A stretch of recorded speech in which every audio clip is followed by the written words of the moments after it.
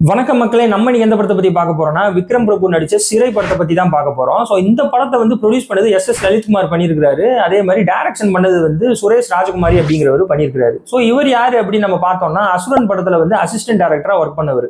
So music வந்து Justin Prabhakaran பண்ணியிருக்காரு. Story and screen play வந்து டேரக்டர் தமிழ் பண்ணியிருக்காரு. ஸோ இவர் யாரு அப்படின்னு நம்ம பார்த்தோம்னா டானாக்காரன் ஒரு படம் வந்துச்சுல, ஸோ அந்த படத்தோட டேரக்டர் தான் இவர். ஸோ இந்த படத்துக்கு ஸ்டோரி அண்ட் ஸ்கிரீன் பிளே பண்ணியிருக்காரு. ஸோ அந்த படம் எந்த அளவுக்கு ஒரு ராவா இருக்குமோ, ஆக்சுவலா போலீஸ் டிபார்ட்மெண்ட்டோட ட்ரைனிங் ராவா காமிச்சிருப்பார்ல, அதே மாதிரி இந்த படம் வந்து பயங்கர ராவா இருக்கு. ஏன்னா இதுவும் ஒரு போலீஸ் ஸ்டோரி தான். ஸோ படம் எங்க இருந்து ஆரம்பிக்குது அப்படின்னு நம்ம பார்த்தோம்னா, நம்ம விக்ரம் பிரபு ஒரு கான்ஸ்டபிளா இருக்கிறாரு.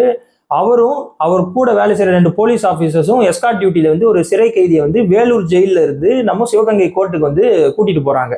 ஸோ எஸ்கார்ட் டியூட்டினா ஒண்ணுமே இல்லைங்க. ஆக்சுவலா வந்து காவலுக்கு போறவங்கள வந்து எஸ்கார்ட் டியூட்டில போறாங்க அப்படிம்பாங்க. அதாவது சிறை கைதிக்கு வந்து ஒரு காவலுக்கு போறவங்கள வந்து எஸ்கார்ட் டியூட்டி ஆஃபீஸர்ஸ் அப்படிம்பாங்க.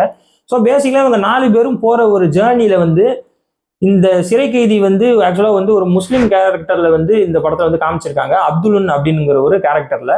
ஸோ அவரோட ஃபிளாஷ்பேக்கு, அவரோட லைஃப், அதை பத்தி தான் இந்த ஜேர்னி வந்து கவர் பண்ணுது. ஸோ அவர் ஊர்ல என்ன பண்ணிட்டு இருந்தாரு, அவர் வந்து ஒரு ரிலேஷன்ஷிப், அதாவது ஒரு பொண்ணை வந்து லவ் பண்ணுவாரு. அந்த பொண்ணு வந்து ஹிந்து ரிலிஜனை சேர்ந்த பொண்ணு. ஸோ அதனால இந்த 2 ஃபேமிலிக்கும் வந்து பயங்கரமா பிரச்சனை வருது. ஸோ அந்த பிரச்சனைனால என்னென்ன நடக்குது, இவர் ஏன் சிறைக்கு போறாரு, ஏன் சிறை கைதி ஆறாரு, கோர்ட்டுக்கு போயிட்டு அங்கிருந்து வெளில வந்தாரா, இவர் வந்து இவரோட லவ்வரோட சேர்ந்தாரா இல்லையா அப்படிங்கிறது தான் இந்த படத்தோட மொத்த கதையே. ஆக்சுவலா பார்த்தா நம்ம விக்ரம் பிரபுவோடைய ஒரு இன்ட்ரடக்ஷன் வந்து பயங்கர ஷார்ட்டா முடிச்சிடுறாங்க இந்த படத்தோட ஸ்டார்டிங்லயே. ஸோ இந்த கதை வந்து மெயினா வந்து அப்துல்லோட இதுதான் லைஃப் ஜேர்னி தான். அவரோட லைஃப்ல என்னென்ன நடந்திருக்கு அப்படிங்கிற கவர் பண்ற சீன்ஸ் தான் இந்த படமே.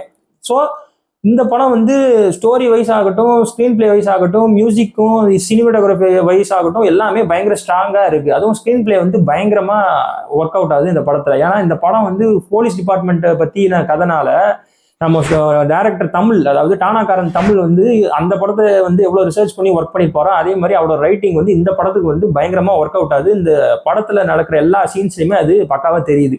அதே மாதிரி கேரக்டர்ஸ் எல்லாருமே வந்து அவங்க கேரக்டர்ஸ் வந்து பக்காவா பண்ணியிருக்காங்க. விக்ரம் பிரபு ஆகட்டும், அப்துல்லா இருக்கட்டும், அப்துல்லோட லவ்வரு, அவங்களோட ஃபேமிலி எல்லாருமே சும்மா வந்துட்டு போற கேரக்டர் இல்லாம எல்லாமே வந்து பக்காவா பண்ணியிருக்காங்க.